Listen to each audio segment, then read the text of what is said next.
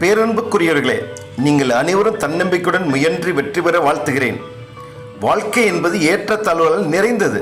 சில நேரங்களில் நாம் உச்சத்தில் இருப்போம், மற்ற சமயங்களில் தாழ்நிலையில் இருப்போம். ஆனால் எந்த சூழ்நிலையிலும் நம் தன்னம்பிக்கையை இழக்காமல் வெற்றி பெறும் நம்பிக்கையுடன் இருப்பது மிக முக்கியம். வெற்றி பெற உங்களை தூண்டும் தன்னம்பிக்கை வரிகளை பகிர்ந்து கொள்ளப் போகிறேன். இவை உங்கள் இலக்குகளை நோக்கி பயணிக்க உத்வேகம் அளித்து சவால்களை எதிர்கொள்ளும் தைரியத்தையும் வெற்றியை தரும். வாழ்க்கையில் முன்னேற துடிப்பவனுக்கு தன்னம்பிக்கை வேண்டும் என்று சொல்கிறார் கீட்ஸ். நீங்கள் உங்களை நம்ப வேண்டும், உங்கள் நம்பிக்கை உங்கள் வெற்றிக்கு அடித்தளம் என்று சொல்கிறார் வள்ளுவர். நாம் இன்று என்ன நிலையில் இருக்கிறோமோ அந்த நிலையை நமக்கு அளித்தது நமது எண்ணங்கள் தான். நல்ல எண்ணங்களை கொண்டால் வாழ்க்கை நல்லதாக மாறும் என்று சுவாமி விவேகானந்தர் கூறுகிறார். நீங்கள் எதை நினைத்தாலும் அதை சாதிக்க முடியும். உங்களுக்கு தன்னம்பிக்கை இருந்தால் போதும் என்று அப்துல் கலாம் சொல்கிறார்.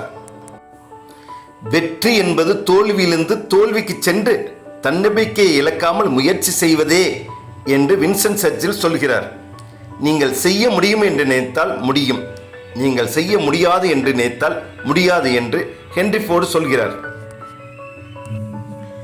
தன்னம்பிக்கை என்பது வெற்றிக்கு இன்றியமையாதது. உங்களிடம் தன்னம்பிக்கை இருந்தால் நீங்கள் எதையும் சாதிக்க முடியும் என்று நெல்சன் மண்டேலா சொல்கிறார். தன்னம்பிக்கை என்பது உங்கள் கனவுகளை நனவாக்க உதவும் ஒரு சக்தி வாய்ந்த ஆயுதம் என பிரையன் ட்ரேசி சொல்கிறார். தோல்வியிலிருந்து கற்றுக்கொள்வன் வெற்றி பெறுவான் என்று திருவள்ளுவர் சொல்கிறார். நம்பிக்கையுடன் செயல்படு, வெற்றி உன் கையில் என்று கண்ணதாசன் சொல்கிறார். மனதில் உறுதி இருந்தால் எந்த இலக்கையும் எட்டலாம் என்று அப்துல் ரஹ்மான் சொல்கிறார். தன்னம்பிக்கை என்பது ஒரு முக்கிய திறனாகும். அதை பற்றிய மேற்கோள்கள் உங்கள் தன்னம்பிக்கையை வளர்க்கவும் உங்கள் இலக்குகளை அடையவும் உதவும் என்று நம்புகிறேன்.